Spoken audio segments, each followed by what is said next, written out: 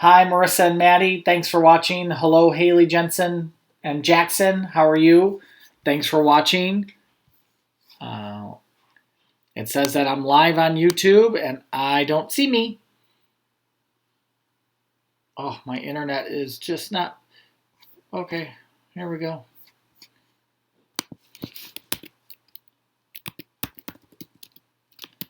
Okay, I think I'm on the other one now, YouTube.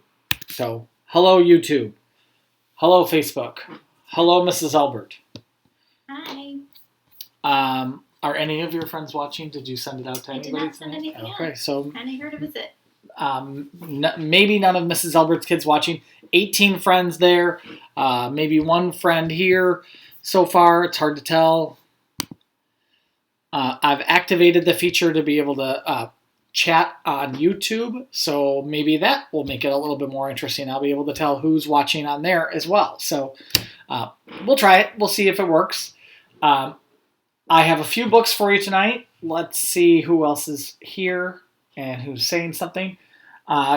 Kate and Cam Purley, how are you doing? The Tassimas. Rocco, how are you doing? Okay, let me catch up. Sorry, I'm getting ahead of myself here. So, Tyson and Penelope, how are you? Rocco, how are you doing? Mrs. Johnson, Tyson says, hi, Mrs. Johnson. Just skip me entirely there, Tyson. Appreciate it, buddy. Thank you. Let's see here. The Purleys, I said. Hi, Ringwood friends from Kate and Cam Purley. Hi, Lydia. How are you doing? Hi, Schnurs. Sydney, how are you? Yes, they say hi to each other. Great, thank you. Hi, Shimon. How are you doing? Thanks for watching. Okay. Hi, Mrs. Justice. How are you doing? Thanks for watching. Hello, Quinn. Anybody else there? Who else is watching over at the Justice House? We're about ready to get started. 3 people watching here. No cop areas not receiving video. Maintain a smooth stream. I don't know, YouTube. That's all I can do. That's as much video as I can give you. You might be experiencing buffering. Okay, sorry about that. Okay, 2 books for you tonight. One is called Farmer Duck. It's been years since I've read this one. I seem to remember liking it. I hope it's still okay. And we're going to start with Ming Lo Moves the Mountain. This is an old story, and I think it's kind of funny. You'll learn how to do, well, I'll tell you about it later. Okay, Ming Lo Moves the Mountain by Arnold Lobel. It's a tricky book. Let's see if you can use your brain to figure out what's going on in it. Ming Lo and his wife lived in a house at the bottom of a large mountain. They loved their house, but they did not love the mountain.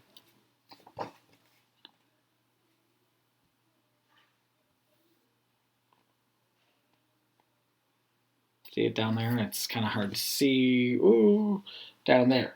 There it is.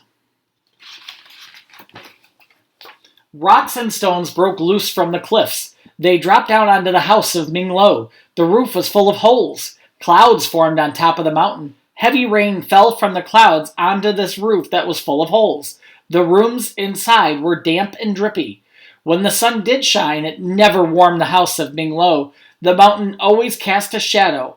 The flowers and vegetables in the garden grew thin and sparse. Thin and sparse. That means not very full. They were kind of intermittent. They weren't very. The garden wasn't full of vegetation. This mountain brings us nothing but unhappiness, said the wife of Ming Lo. Husband, you must move the mountain so that we may enjoy our house in peace. My dear wife, said Ming Lo, how can one man, a small man such as I, move a large mountain such as this? How should I know, said his wife. There is a wise man who lives in the village. Go and ask him.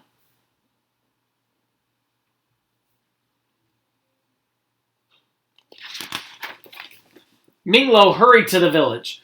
When he found the wise man, he said, I want to move the mountain that is near my house. The wise man thought for a long time. Wisps of smoke curled from his pipe. Finally he said, Go home, Ming Lo. Cut down the tallest, thickest tree you can find. Push this tree against the side of the mountain with all your strength. This is the way that you will move the mountain.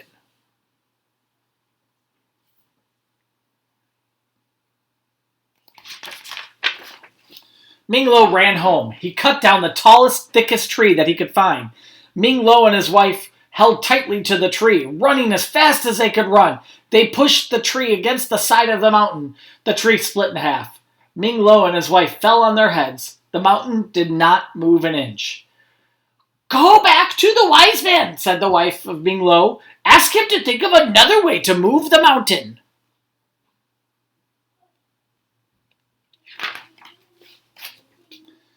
Again, the wise man thought for a long time. Finally, he said, Go home, Ming Lo. Take the pots and the pans from your kitchen. Hold the spoon in each one of your hands. With these spoons, hit the pots and pans as hard as you can. Raise your voice in loud shouts and cries. The mountain will be frightened by the noise. This is the way that you will move the mountain.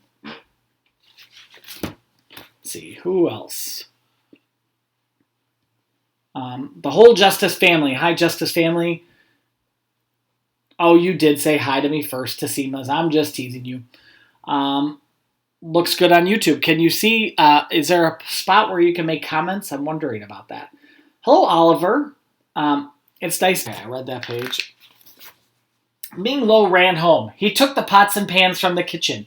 Ming Lo and his wife held a spoon in each hand, in each one of their 4 hands. They shouted and cried. They hit the pots and pans as hard as they could. They made a great noise. Flocks of birds flew out of the trees, but the mountain did not move at all.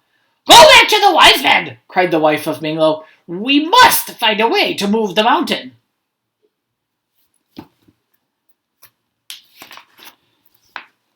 Ming Lo watched as the wise man thought for a very long time.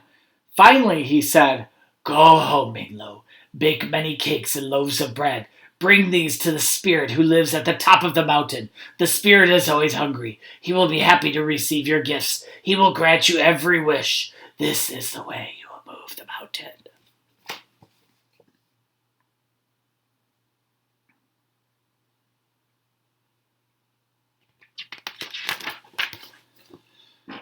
Ming Lo ran home. With his wife, he baked platters of cakes and baskets of bread. Together they began the steep climb to the top of the mountain where the spirit lived. They felt a strong wind as they struggled up the high cliffs. It whistled and howled. Soon the air was filled with flying cakes and loaves of bread. There was nothing left for the spirit, and the mountain did not move. Without waiting for his wife to say a word, Ming Lo went quickly back to the wise man.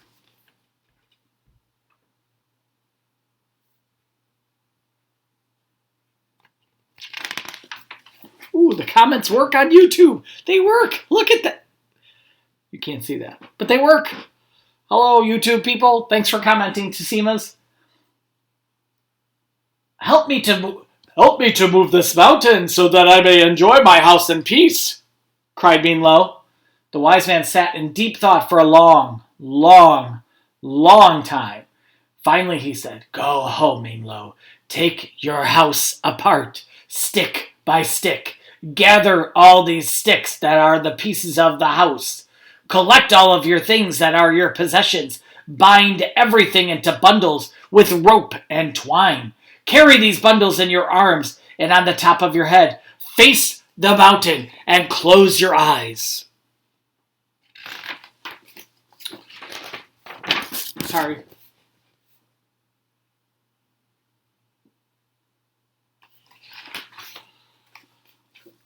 Having done all this, said the wise man, you will step to the dance of the moving mountain. You will put your left foot in a place that is in back of your right foot. And then you will put your right foot in a place that is in back of your left foot. You must do this again and again and again for many, many hours. When you open your eyes, you will see that the mountain has moved far away. This is a strange dance, said Ming Lo, but if it makes the mountain move, I will do it at once.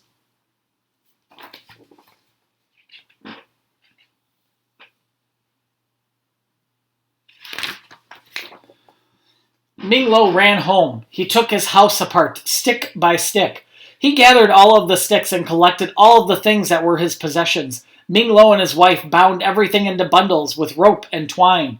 They carried the bundles in their arms and on top of their heads. Then Ming Lo showed his wife how to do the dance of the moving mountain.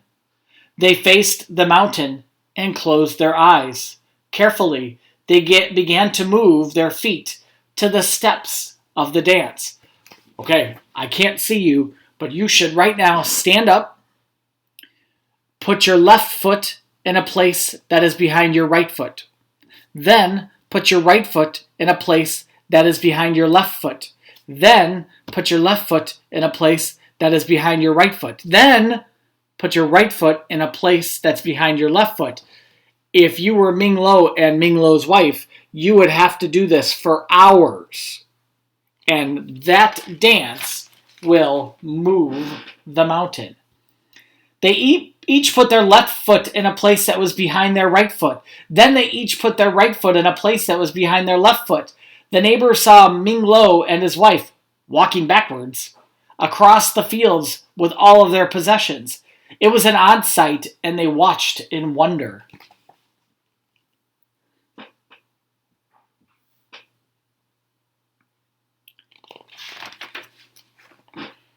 After many hours had passed, Ming Lo and his wife opened their eyes. "Look," cried Ming Lo, "our dance has done its work. The mountain has moved far away."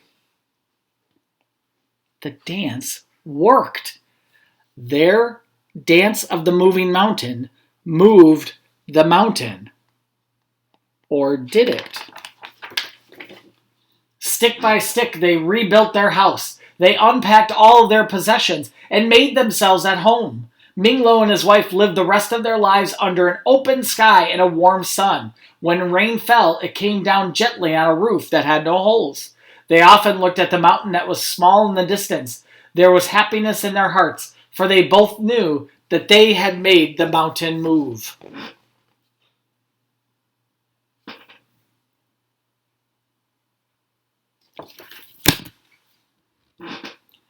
Did they really make the mountain move? Was it their dancing that caused the mountain to move? Something's odd about that story. Did they have magical powers that moved the mountain? I'll let you think about that for a little while. Hello, Jude Phelps. Thanks for watching. Hello, Sydney and Daxton, the Hungerfords. How are you doing? Thanks for watching. Hello. Allison Thompson, Mrs. Thompson, how are you? I believe you have a birthday in your household. Happy birthday. Is it Ben? Does Ben have the birthday? Was that yesterday? Oh my gosh, all the days are running together. I'm sorry. Olivia, how are you doing? Thanks for watching. Thanks. Okay, the second book tonight is an old one. I'm trying to think of when I got this one. It's been years. You know a book is old when the cover comes off like that. And I received it from one of my former students named Matthew. I've had a lot of Matthews, so I'm not sure which Matthew it is. Farmer Duck by Martin Woodell, illustrated by Helen Oxenberry. Farmer Duck. There was once a duck who had the bad luck to live with a lazy old farmer. The duck did the work. The farmer stayed all day in bed.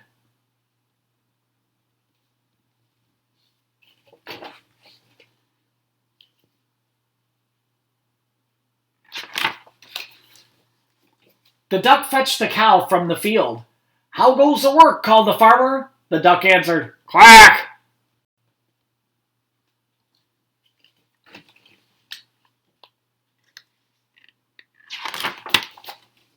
The duck brought the sheep in from the hill. "How goes the work?" called the farmer. The duck answered, "Quack!"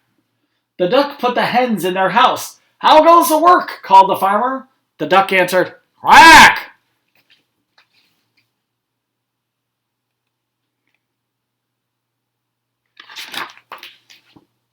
The farmer got fat through staying in bed, and the poor duck got fed up working all day.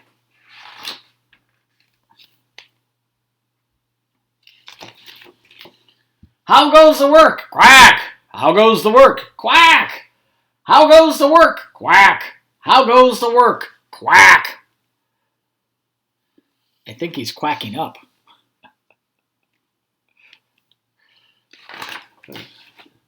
How goes the work? Quack! How goes the work? Quack!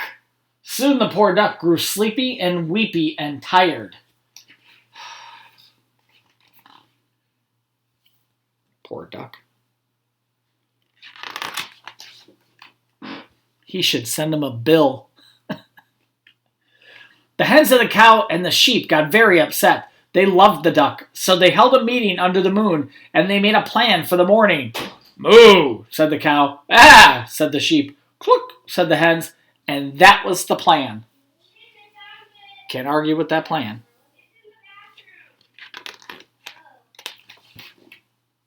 It was just before dawn, and the farmyard was still. Through the back door and into the house crept the cow and the sheep and the hens.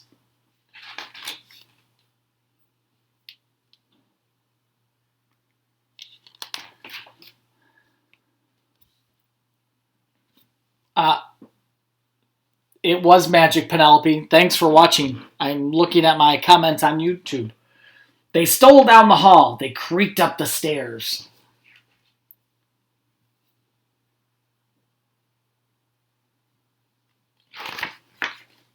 They squeezed under the bed of the farmer and wriggled about. The bed started to rock, and the farmer woke up, and he called, "How goes the work?" And, sorry.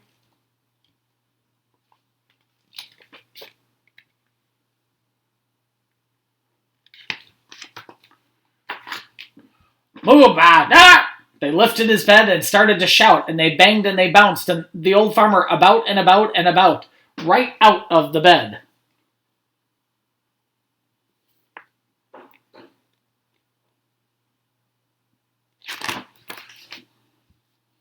And he fled with the cow and the sheep and the hens, mooing and baaing and clucking behind him.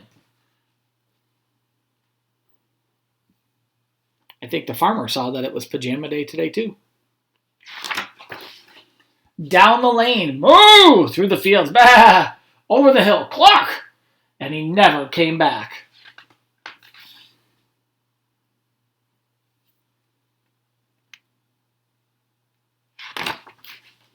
The duck awoke and waddled wearily into the yard, expecting to hear, "How goes the work?" But nobody spoke.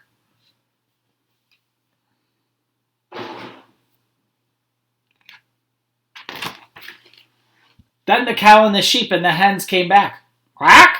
asked the duck. "Moo," said the cow. "Ah," said the sheep. "Cluck," said the hens, which told the duck the whole story.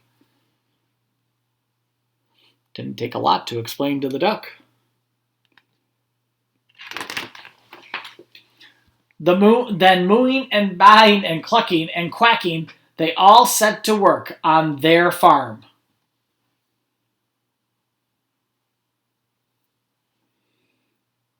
They all pitched in and worked together. The end. All right. Don't remember what it was that I liked about the story, but that's okay. It's a good story. All right. That one was Farmer Duck. The first one was Ming Lo. I'm guessing if you had to vote for your favorite on that one, probably be Ming Lo. As I think I mentioned sometime last week, feel free to let me know of a story that you wouldn't mind hearing again that I might have read. I know that not everybody watches every night. That's totally fine. If you don't remember one, that's okay. But at some point I'll get to a point where I won't have any new books to read. So if there are some that you really like that you remember, I would be happy to read them again. No problem. All right. Well, welcome to a new week, an e-learning or remote learning week. I'm working on sending an email with a few more details about our plan. I don't know if I'll get that out tonight or perhaps tomorrow, but you'll hear from me soon. Parents, boys and girls, thank you so much for watching tonight. I'm glad that you tuned in and we'll be here all week. So hopefully I'll see you each night of the week, either on YouTube or on Facebook. So thank you so much for watching. If you ever have any questions, make sure you reach out to either your teacher or to me. I'd be happy to do what I can for you. So let me know. Have a great night. I'll stay on and make sure that I say goodnight to the people whose names I see here. If you're watching and you didn't already say something, if you say something now, I can make sure that I mention, give a shout out to your child and your family. Everybody on YouTube, have a great night. I'm going to turn you guys off right now, but have a great night. Thanks, YouTubers, for watching. Do you want to end your